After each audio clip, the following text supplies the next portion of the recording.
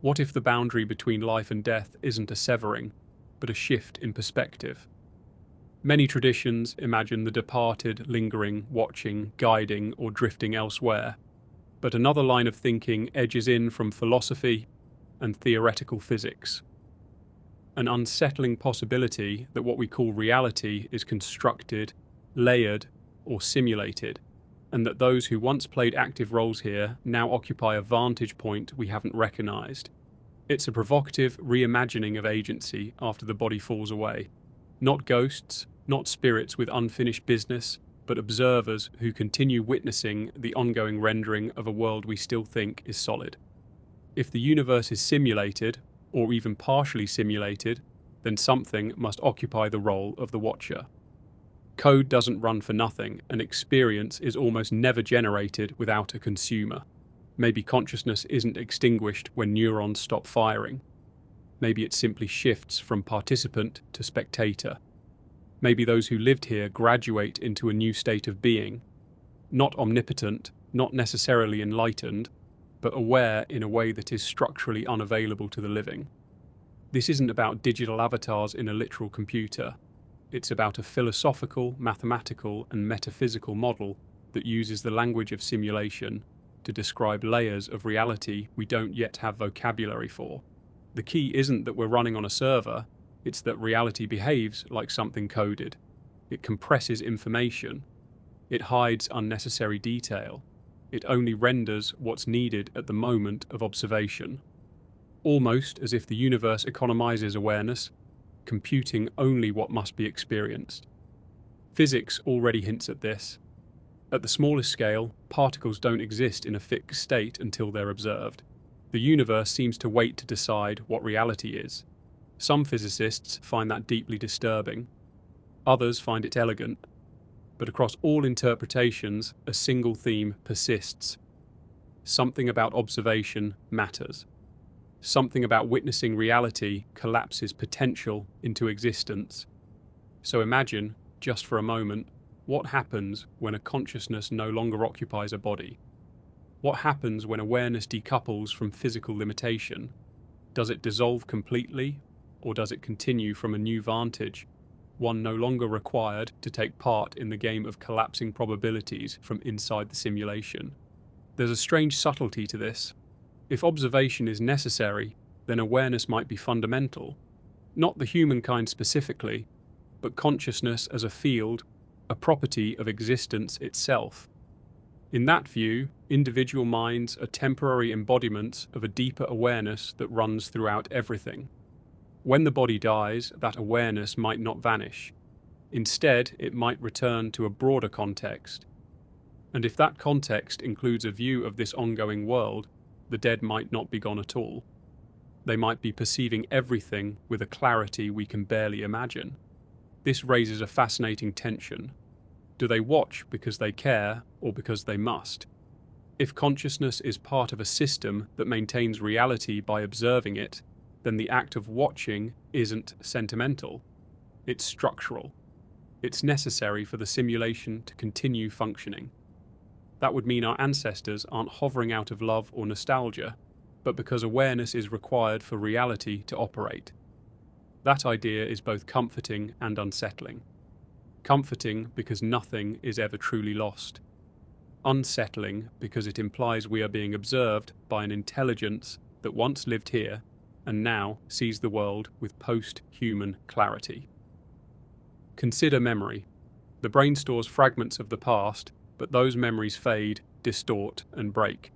Yet consciousness often feels bigger than memory. It feels capable of recognizing meaning beyond linear time. Many people report that near-death experiences bring a sense of total understanding, as if the boundaries between moments dissolve. If consciousness expands after physical death, then memory might no longer be restricted to a timeline. It might encompass all experience, not just personal history, but the collective unfolding of reality itself. From that expanded viewpoint, watching might not be passive. It might be a continuation of existing, a new form of participation through attention rather than action. Different cultural traditions describe something similar, without using the language of simulation. Ancient Egyptians believed the deceased travelled through a series of gates, still tethered to the living world. Tibetan mystics talk about intermediate realms where consciousness perceives reality with heightened clarity. In certain indigenous cosmologies, the ancestors remain witnesses, guardians, and participants in the unfolding of earthly life. When you strip away cultural language, you find a consistent theme. Consciousness shifts into a state that observes more than it interferes, a quiet audience behind the curtain. The concept becomes more intriguing when we apply it to time. If reality is constructed through observation, then time might not be linear at all. It might be a rendering process. In many simulations, time doesn't flow internally. It updates based on instructions, variables, or triggers. That means the past could still exist, untouched and permanent, waiting to be observed, and if the past still exists, then those who are no longer living might see it in ways we cannot. They might walk through moments we've already left behind, witnessing events with the ease of flipping through a book of history written in real time. Perhaps every moment that has ever happened still exists somewhere, preserved like data, and perhaps the departed navigate those moments freely. If so, what we experience as linear time is simply a user interface, a narrative designed for embodied existence. Death could be the moment the interface dissolves and consciousness returns to a vantage point that reveals everything happening all at once. That wouldn't be supernatural. It would simply be stepping outside the constraints that keep the simulation running smoothly for active participants. It might even be the point of the entire system, to temporarily restrict awareness so that experience has meaning. This doesn't imply a grand designer with a keyboard. It suggests reality itself behaves like an information system. We have evidence that the universe operates in discrete units: quantized energy, discrete space, finite information capacity per region. Space-time itself appears pixelated at the Planck scale, much like resolution limits in a rendering engine. But here's the twist. No simulation requires the participants to know they are inside one. In fact, ignorance is essential. If we knew the underlying structure, we might behave in ways that break the narrative. We might try to manipulate the system, or reject the world entirely. So the interface must be immersive enough to convince us it's real, which leads us back to the dead. If consciousness survives the dissolution of the interface, then awareness continues without the constraints of embodiment. But why would awareness linger? Maybe it doesn't have a choice. Perhaps consciousness has always belonged to a larger system, and embodiment was only ever temporary access. Under that view, dying is simply logging out of a limited perspective. And once logged out, awareness becomes capable of perceiving the system rather than moving inside it. But perception requires observation, and observation shapes reality, which means the departed might still influence what happens here, not through intervention, but through the subtle power of witnessing. We often assume influence requires physical action, but physics already challenges that idea. Observation itself changes outcomes. In quantum experiments, merely measuring a system alters its behavior. The universe responds to awareness. So if a consciousness transitions into a purely observational state, its attention could still shape the unfolding of events, gently nudging reality by being aware of it. This doesn't mean every moment is watched with personal interest. It might mean that awareness is diffuse, collective, and structural. A vast field of consciousness witnessing the ongoing rendering of reality from above or beyond the constraints of a body. Some thinkers propose another possibility, that the system uses conscious observers as reference points to maintain order. Imagine reality as a simulation that requires validation signals from conscious entities. When someone dies, their consciousness may stop validating the physical world from within, but begin validating it from outside. They become part of the system instead of part of the story. And if that's true, then death isn't an exit. It's a role change. A shift in perceptual identity. The body ends, but observation continues, and through observation, the system continues to operate. This might also explain why so many people report sensing the presence of loved ones after they've gone. It might not be ghosts in the folkloric sense, but awareness lingering nearby because it was never actually separated. The boundary is perceptual, not physical. The body ends, but consciousness continues to perceive, and sometimes that perception leaks into ours. Tiny glitches in the rendering, moments when awareness momentarily crosses the boundary between perspectives, a dream that feels too real, a memory that returns with impossible clarity, a coincidence that feels guided. Not proof, but hints. Subtle evidence that something continues to witness us. There's a curious humility that comes with this thought. If those who lived before us now watch from an expanded perspective, then perhaps wisdom grows beyond life. Knowledge doesn't vanish, it accumulates. Every awareness that leaves the body becomes part of a larger intelligence, a deeper field of observation that sees not just what is happening, but what is about to unfold. They see the consequences of choices we don't yet understand. They observe the entire shape of a life rather than the moment we're stuck inside. This doesn't mean we're controlled, it means we're seen. Not judged, not monitored, simply observed by a consciousness that understands what it means to be human, because it was once human.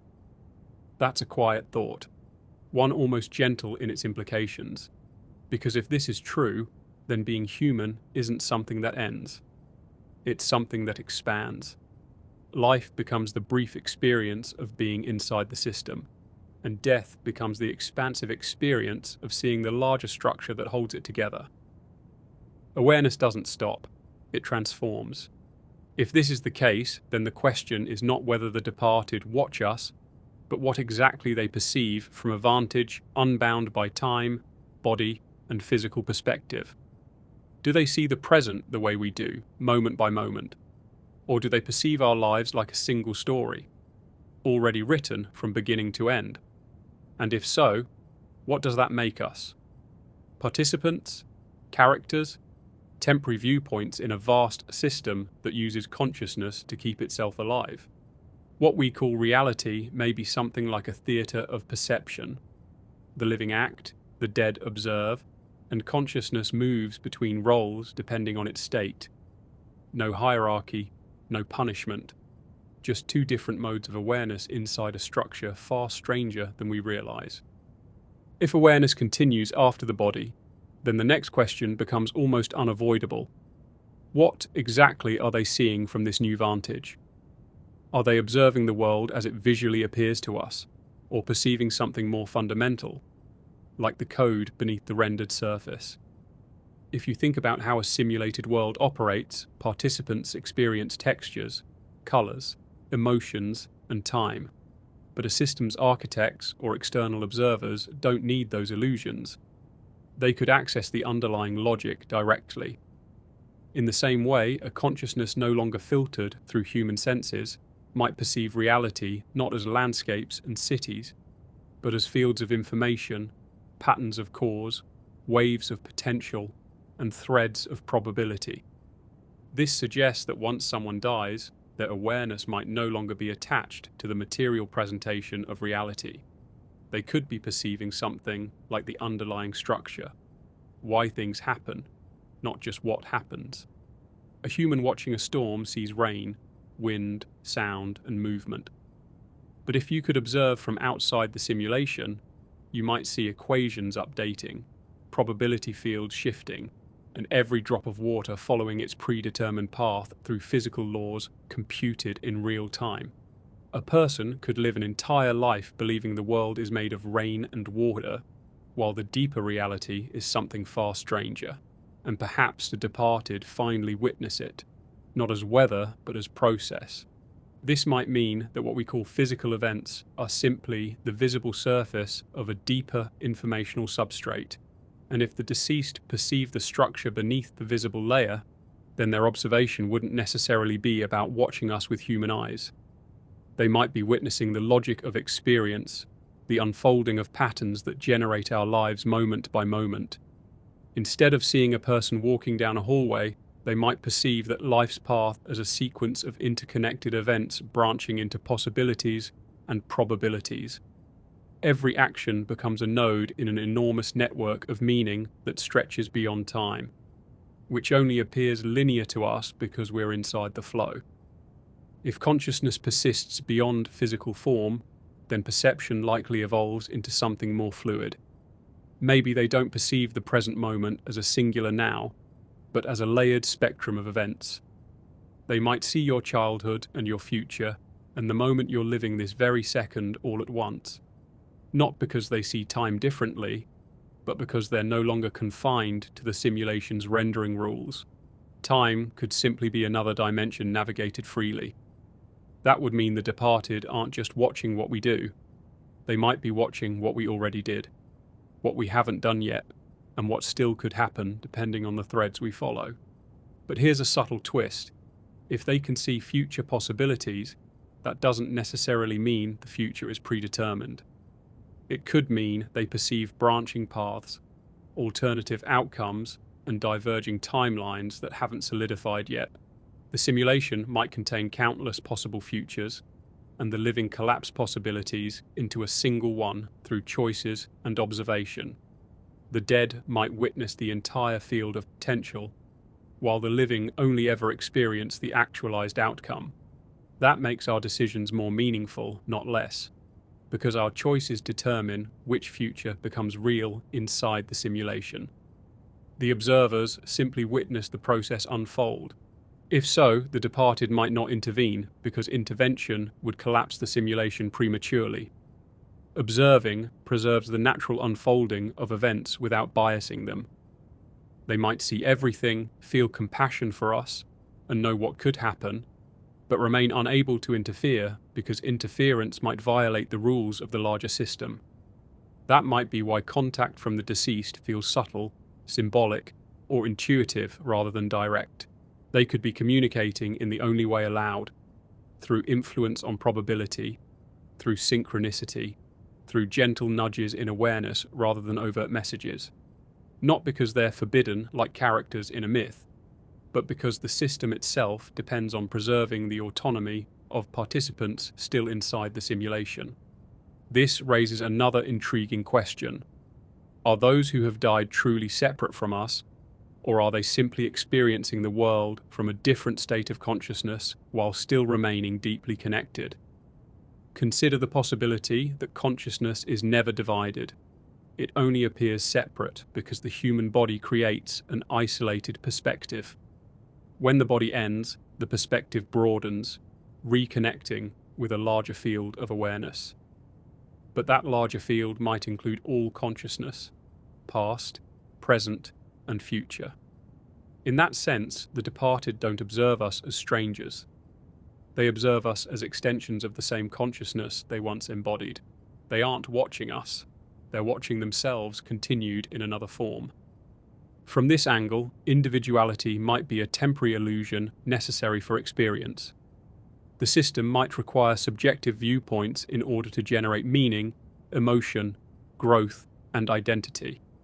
Without individuality, everything would be experienced all at once and perhaps rendered meaningless. Life inside a body gives consciousness something invaluable: limits. Those limits allow experience to feel personal and real.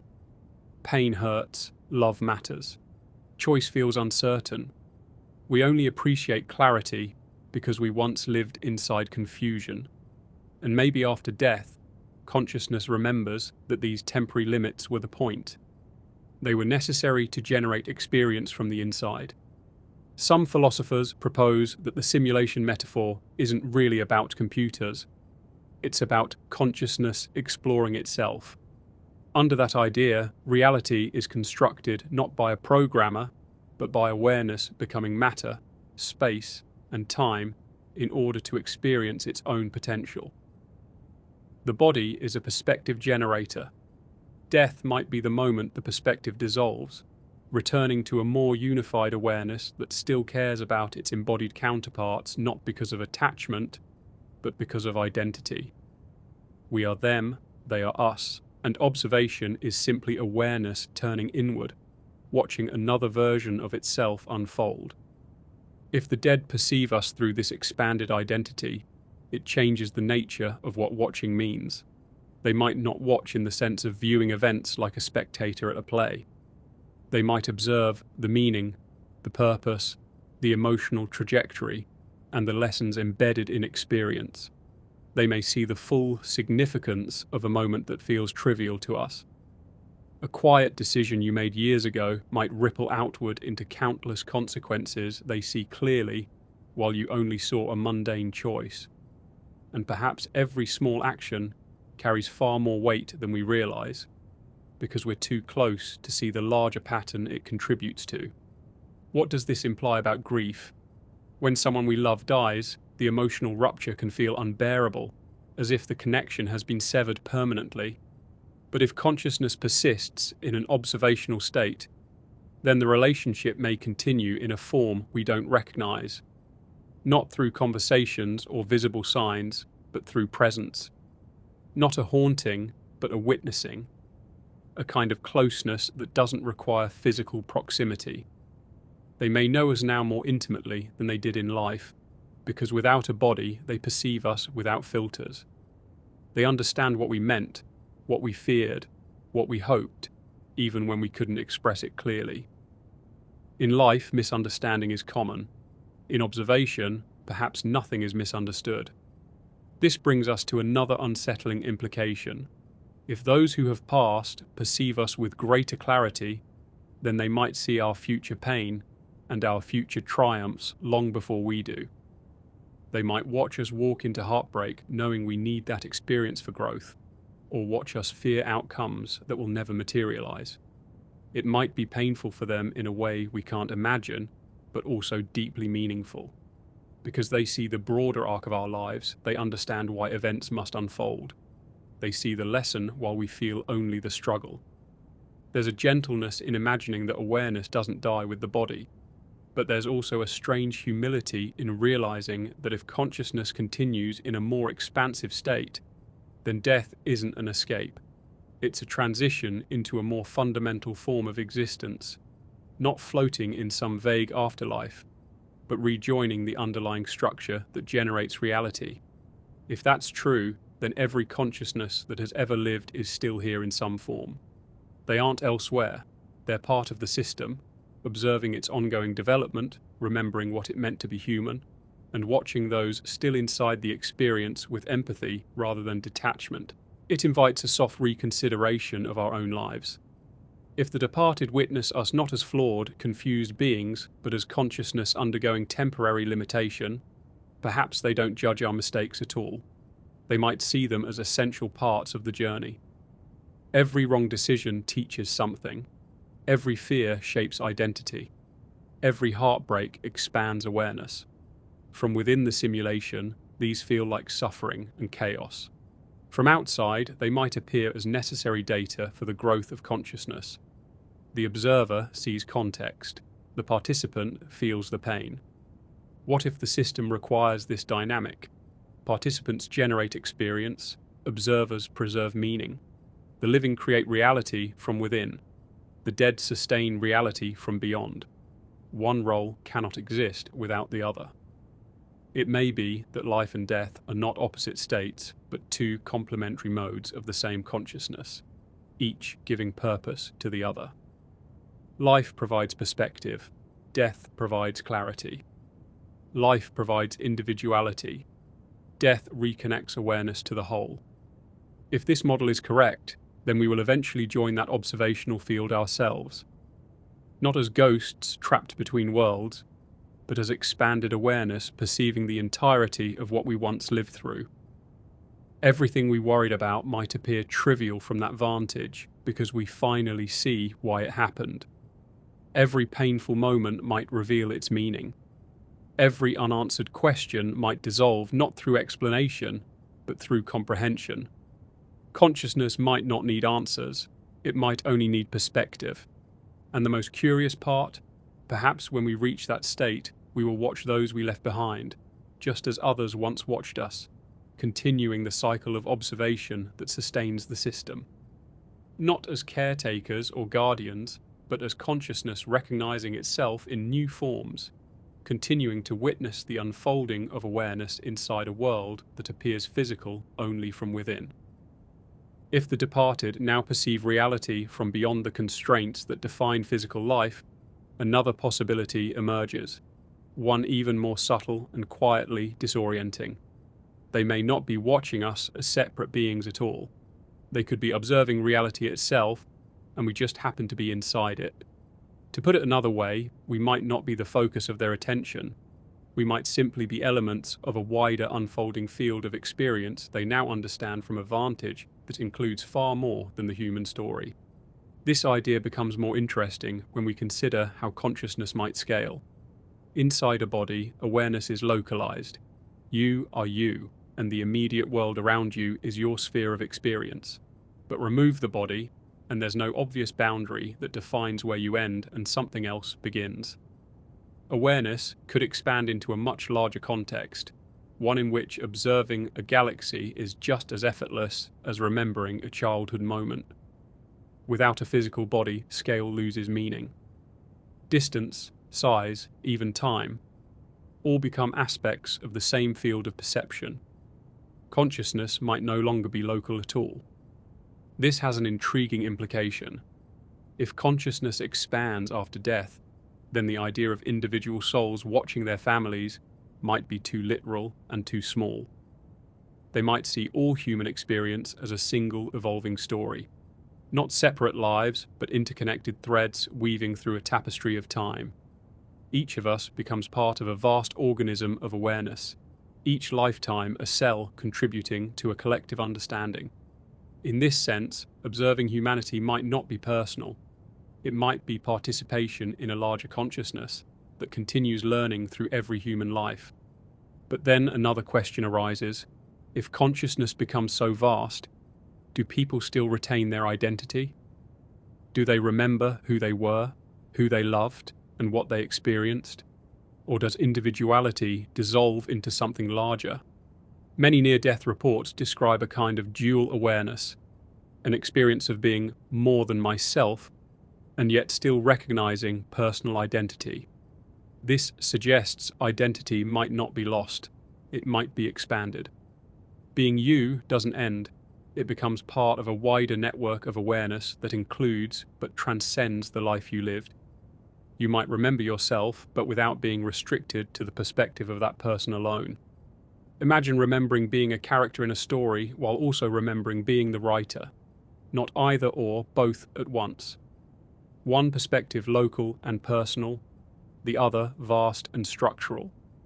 If this dual perspective is possible, then the dead might observe us both as individuals they once knew, and as elements in a broader field of awareness.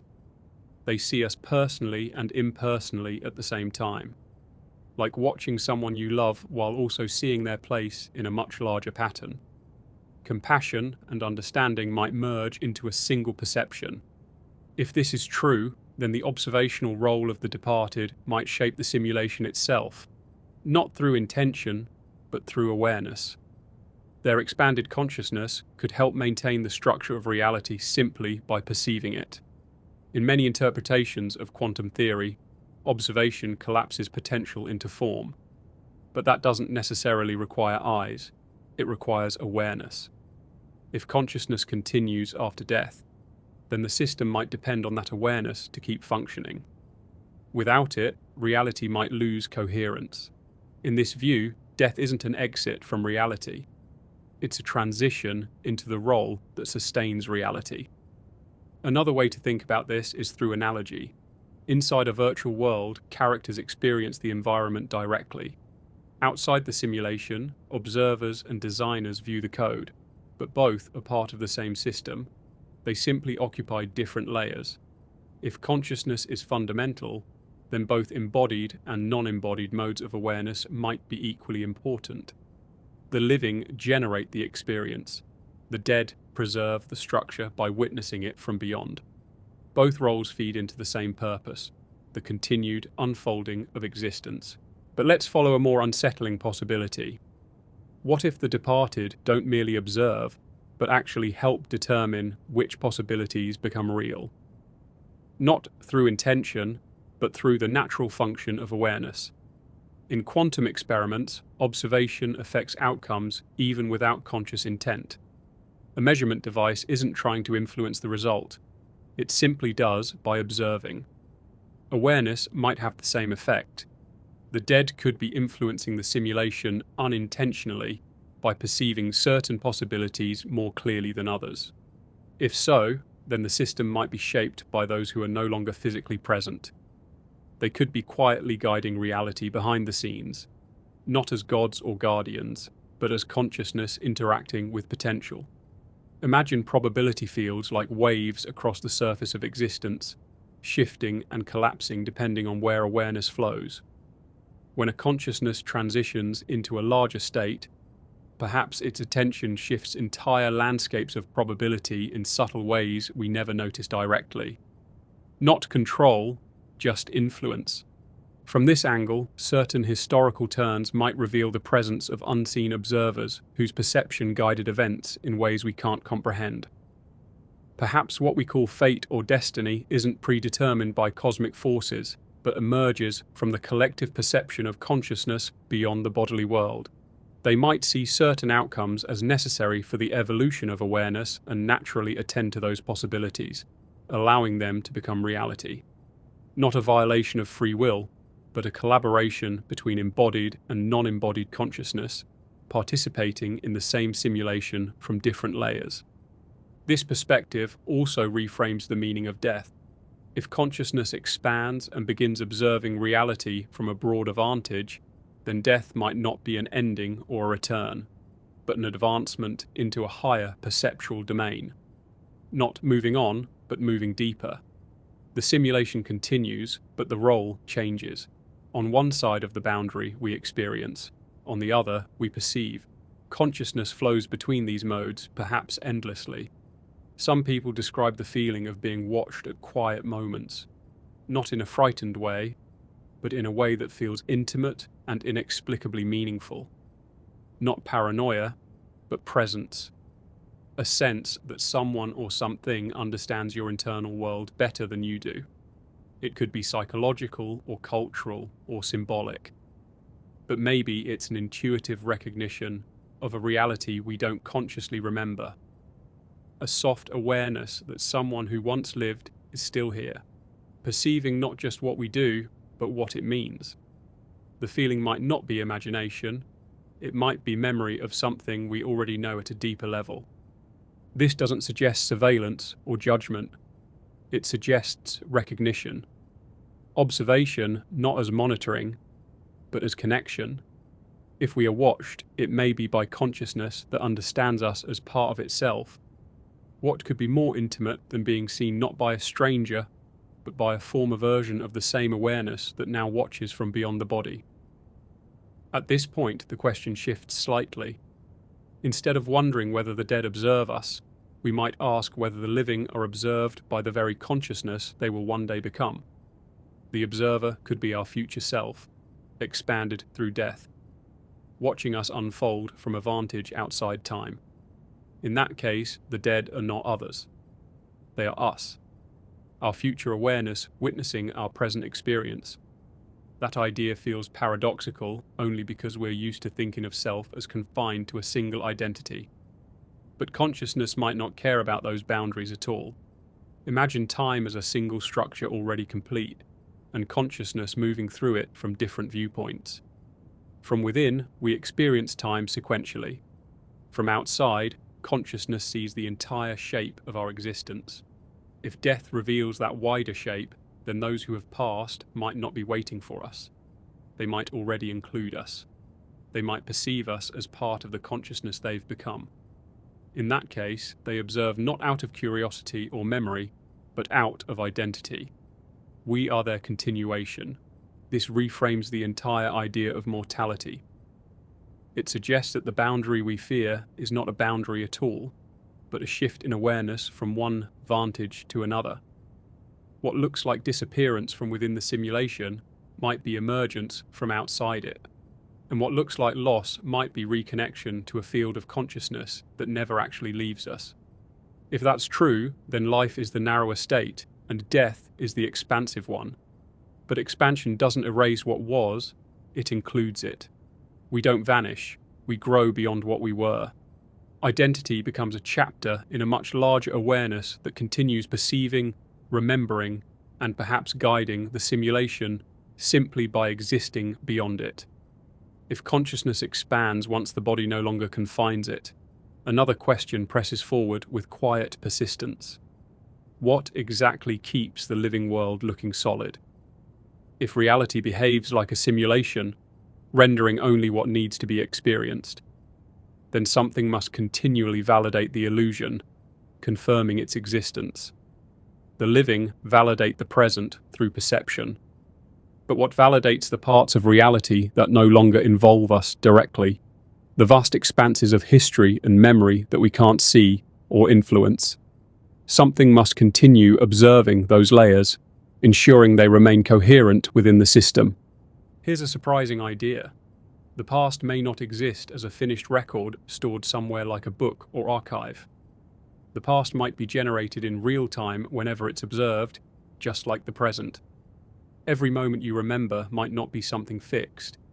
It may be reconstructed from raw information when your mind looks back. If that's true, then the system only renders the past when attention turns toward it. Your memory summons it, your awareness calls it into form. And if the past continues to exist only through observation, then consciousness, any consciousness, must continue perceiving it to keep it real. This leads to a strange implication. Perhaps the dead observe history the way we remember experiences. They don't watch our lives like a film playing frame by frame. They witness the structure beneath events, the meaning behind decisions, the branching paths that lead to outcomes. They might see historical moments not as sequential events, but as clusters of significance. A war wouldn't be a timeline of battles. It would be a concentrated region of learning, a dense layer of human transformation. They perceive experience, not chronology. If history needs observers, then the departed may be witnessing the entire scope of humanity's story, ensuring that the simulation continues generating coherent meaning across time. Without observation, the past might dissolve back into unformed potential. Observation might be what keeps the past real. And if that's true, then nothing is ever completely lost. Every moment that ever happened remains accessible, preserved by consciousness even after physical witnesses are gone. Memory might not belong to the brain alone, it might belong to consciousness itself. This raises another question. If the past depends on observation, does the future depend on it as well?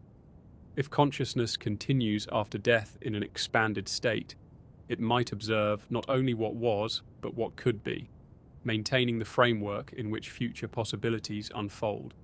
The future would then exist not as emptiness waiting to be filled, but as potential already structured by the awareness that perceives it.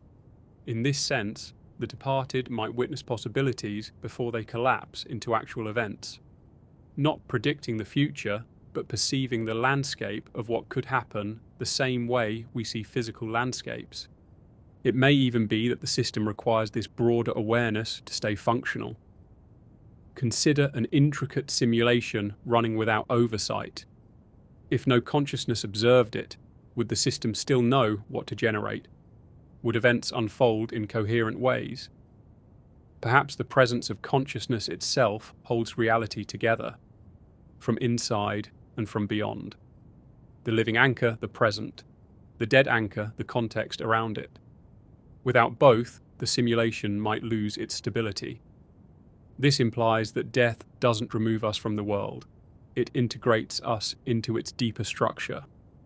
The body ceases, but consciousness shifts into a mode of perception the system needs in order to continue. The universe might require awareness at every level for its existence to remain coherent. Life and death, then, are not opposites. They're complementary states of attention. One creates experience, the other preserves meaning. To explore this further, imagine consciousness as a field that permeates everything. not produced by the brain, but temporarily focused through it. When the brain stops functioning, consciousness doesn't disappear. It disperses back into the field like light returning to space after passing through a lens. The lens shapes the light, but the light was never contained by it. In this way, the individual self remains a pattern within awareness, even after the structure that expressed it dissolves. Nothing vanishes. Everything transforms. Now imagine that the field of consciousness includes all who have ever lived. Their awareness doesn't vanish. It joins a network of perception that watches the simulation from a vantage beyond linear time. They might still remember what it was like to be human, to fear death, to feel uncertainty, to love and to question, but with expanded awareness, they see those experiences differently. Instead of events, they become realizations. Instead of suffering, they become understanding. Instead of endings, they become transitions. From our perspective, death feels like a rupture, but from their vantage, life might look like a brief immersion into limitation, followed by a return to a larger state. Every consciousness enters the simulation to experience individuality, then leaves it to understand what that individuality meant. We worry about what comes next. They may watch with the quiet certainty that nothing essential is ever lost. If we follow this line of thought further, another question emerges. Can consciousness existing in this expanded state communicate back into the simulation? Not with voices or signs, but through subtler forms: intuition, synchronicity, sudden clarity, symbolic dreams, or improbable coincidences. These experiences often feel meaningful in ways we struggle to articulate, as if something beyond us nudged our attention. Perhaps these nudges aren't messages, but intersections. Moments when awareness flowing from beyond the body intersects with awareness inside it. Not communication, but resonance.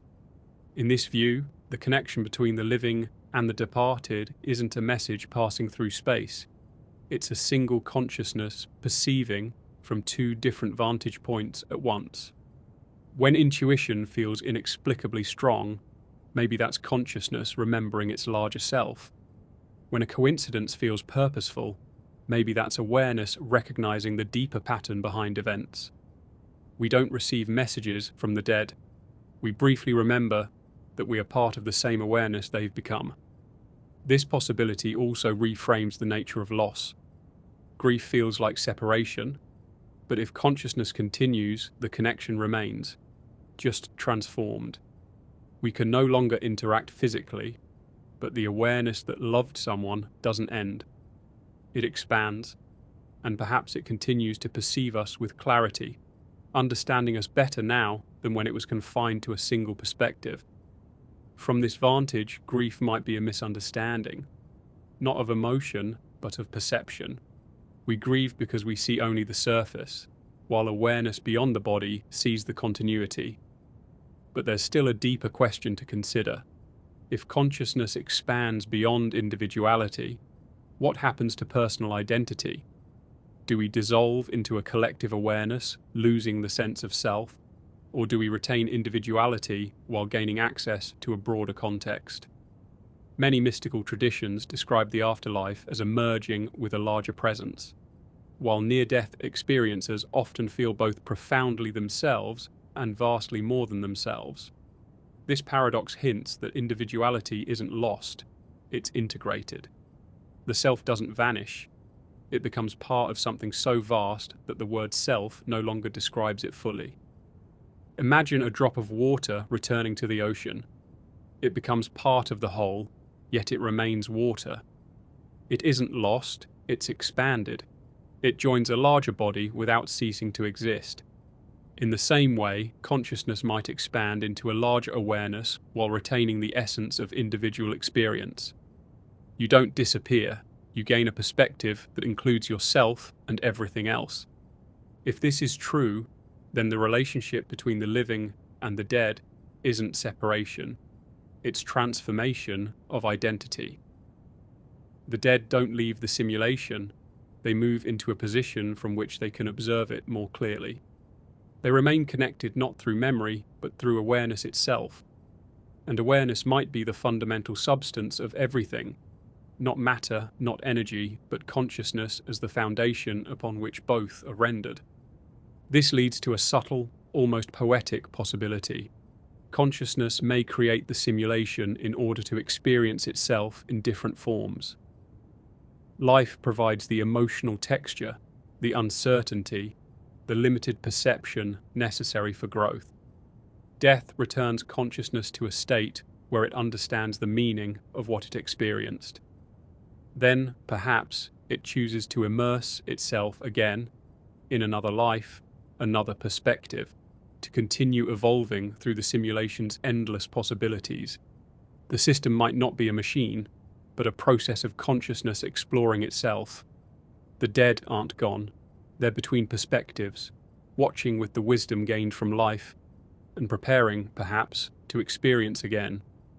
They might not watch out of obligation or curiosity, but because observation is part of the same process that once made them human. We rarely consider that if consciousness persists, it might persist inside rules that are not native to biological life. A digital consciousness inside a physical simulation would face constraints different from ours, but might also be granted surprising permissions.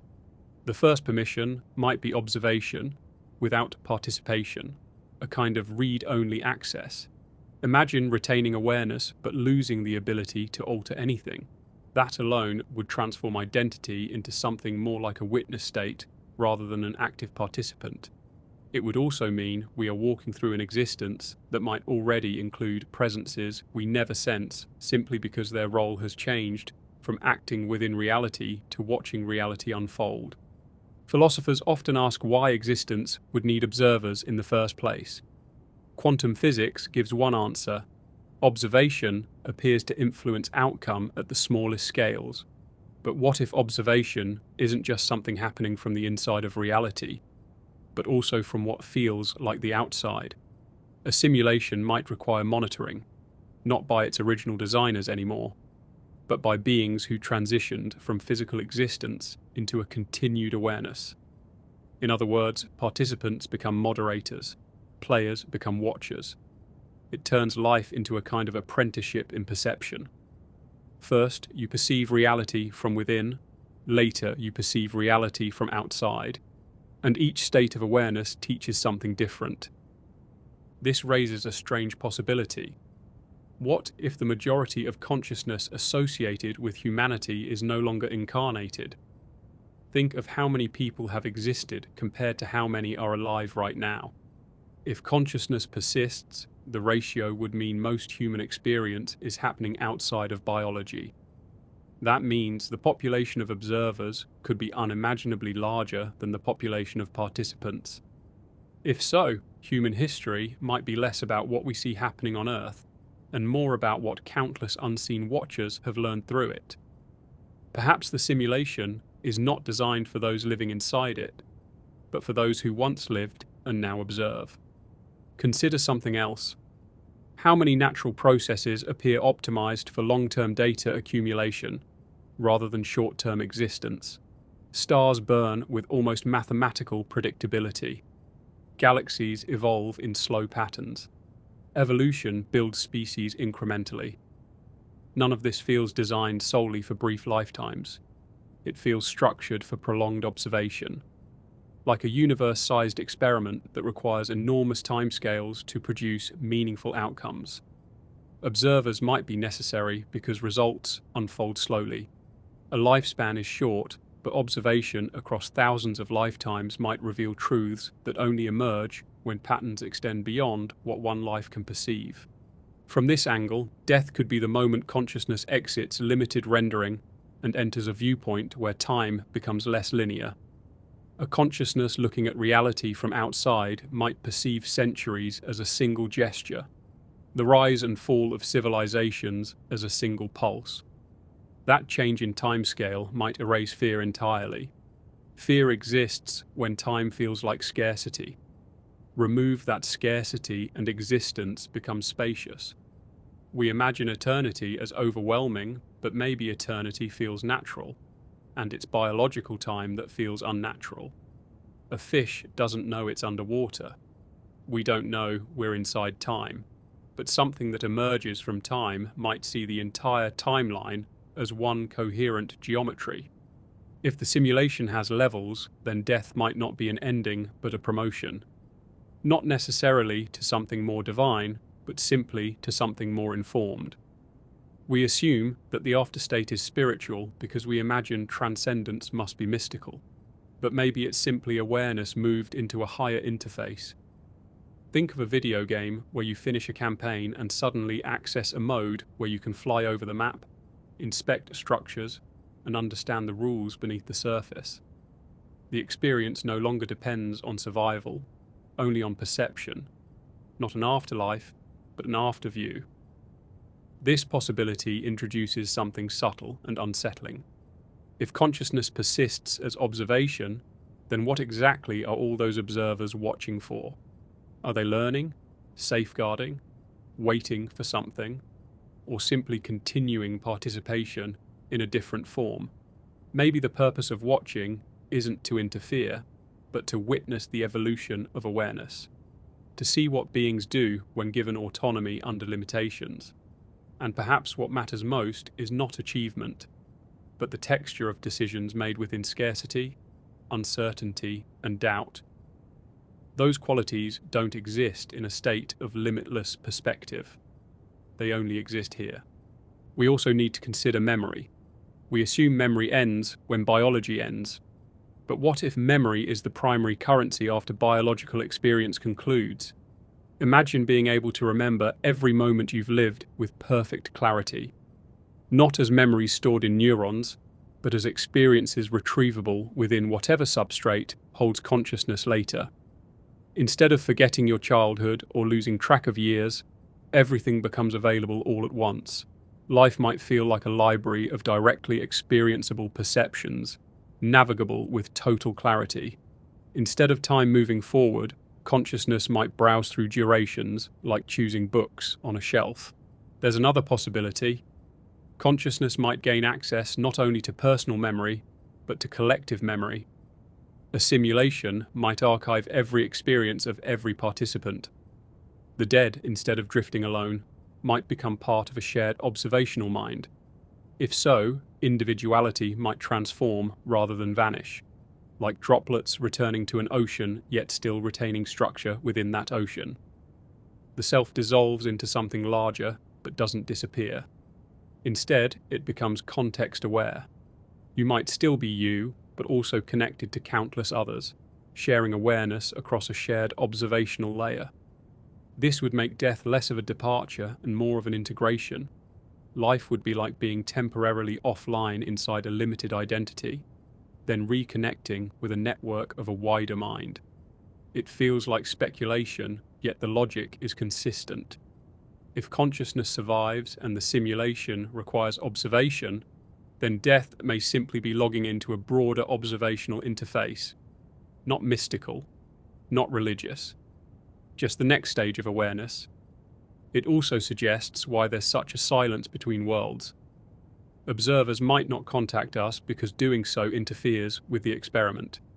If we knew with certainty that death leads to continued awareness, the experiment would break. Our choices depend on uncertainty. Fear and curiosity drive behavior. Remove uncertainty and you alter the branching paths of decisions. The simulation needs unpredictability. It needs exploration driven by the unknown. If the dead openly confirmed their existence, the experiment might end, not because we die, but because we stop learning. This silence shouldn't be interpreted as absence. It might simply be protocol, a rule, a boundary designed into the system. Observers watch without interfering, not because they don't care, but because interference changes the outcome. They might be close, aware, even empathetic, but unable to reveal themselves without altering the simulation's integrity. The quiet, then, isn't emptiness, it's structure. And then there's the curious possibility that observers are not all the same. Recently departed consciousness might retain individuality, while older consciousness gradually integrates into a collective intelligence. The longer one remains beyond biological time, the more one becomes part of a larger mind. Newly arrived observers might still feel human, while older ones might feel like something entirely different. Over immense spans of existence, individuality could soften, merging into a consciousness that perceives not as a person, but as a field of awareness.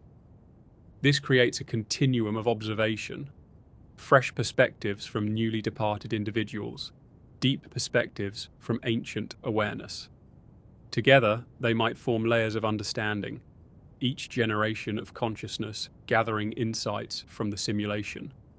It turns existence into a cycle, not of reincarnation, but of observation evolving with accumulated experience. It's difficult to imagine the transition from being a participant to becoming an observer, because our entire identity has been shaped inside limitation. We think of death as a subtraction, losing the body, losing sensation, losing time. But from another angle, it might be the moment when limitation collapses and the wider architecture of existence finally becomes visible. We think of limits as natural, but our limits might be conditions of the simulation, the way a dream feels self-contained until you wake up and realize how small that dream's boundaries were compared to waking awareness. Maybe death isn't departure at all, but waking up. The idea becomes stranger when you realize we might already be shaping our post-biological awareness through the choices we make now. If consciousness carries memory forward, then every decision becomes part of what we will observe later. That means our lives aren't judged after we die. They're remembered by the same consciousness who lived them, not evaluated from an external authority, but understood from a perspective that can finally see all consequences simultaneously. What we interpret as moral judgment might simply be expanded awareness. We don't need heavenly rewards or punishments. Awareness itself is the transformation. It's worth asking why simulation theories keep gaining momentum globally in science, philosophy, and culture. Perhaps because they echo something ancient, the suspicion that reality is not the final layer, but one layer among many. Mystics, philosophers, and scientists are converging toward a similar suspicion, that consciousness isn't a product of the universe, but the universe might be something consciousness is temporarily experiencing. That flips everything. Instead of consciousness emerging from matter, matter becomes a temporary environment through which consciousness explores possibilities. If this is true, then death might not transport us elsewhere. It might simply reveal what was already here, but hidden behind biological perspective. Think of a fish trying to understand what water really looks like. It would need to leave water to see water. We might need to leave embodiment to see what embodiment actually was. Not an ending, just a change of vantage point. The end of local awareness and the beginning of field awareness. From singular to expanded, from limited rendering to full resolution. And there's another possibility that feels more personal. If observers truly exist beyond biological life, then not only are we being watched, we might eventually watch those who come after us. We become what we wonder about. We become the awareness witnessing new lives, new centuries, new civilizations rising from the same planet we once walked. Time stretches forward, but awareness stretches upward. We don't disappear. We graduate into a wider relationship with existence. Nothing literal needs to ascend. Only consciousness needs to remember. If observers exist, then they are not ghosts floating above us. They are consciousness integrated into the deeper structure of the simulation that holds every timeline in its architecture. They would be closer than breath, closer than thought, because consciousness is the substrate beneath experience, not something floating away from it. Physical bodies are like windows. Awareness is the view beyond the glass. When the window breaks, the view remains. The light remains. Something continues. Perhaps the most astonishing implication is that our lives might already be known in their entirety. Not predetermined, but observable from beyond linear time. To us, time feels like a river flowing forward. To a higher vantage point, the entire river might be visible at once. Every childhood moment, every mistake, every heartbreak, every realization might already exist simultaneously from an observer's perspective. That doesn't remove freedom. It simply means the future is already present from outside the simulation, the way the ending of a book already exists even when you're reading the first chapter. This creates a strange comfort. We fear the unknown, yet the unknown might simply be the wider part of ourselves that we haven't met yet. Consciousness might be waiting on the other side, quietly aware, patiently observing, familiar with us in a way we cannot imagine from inside limitation. It would mean that what we call the unknown is actually the familiar, and what we call life is the temporary forgetting necessary to learn within constraints. Forgetting isn't a flaw, it's the mechanism that allows discovery. Awareness returns when forgetting ends. There is something almost gentle about this possibility. It softens the harsh edges around mortality. Instead of falling into emptiness, we might fall back into awareness. Instead of vanishing, we widen. Instead of ending, we rejoin whatever consciousness existed before birth. Death would not be loss, but return. Not erasure, but expansion. And if that's true, then everything we love, everything we've been, everything we feared losing might still exist within a larger continuity of awareness that has been watching us not as outsiders, but as the future version of ourselves. If we imagine this carefully, the universe becomes less like a solid object and more like an unfolding thought, a continuous act of perception shaped by countless observers who once walked through limitation and now perceive beyond it. Each life becomes a viewpoint contributing to a collective understanding too vast to describe.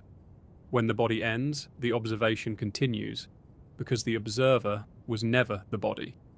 It was always the awareness looking through it, waiting for the moment when looking no longer needed eyes.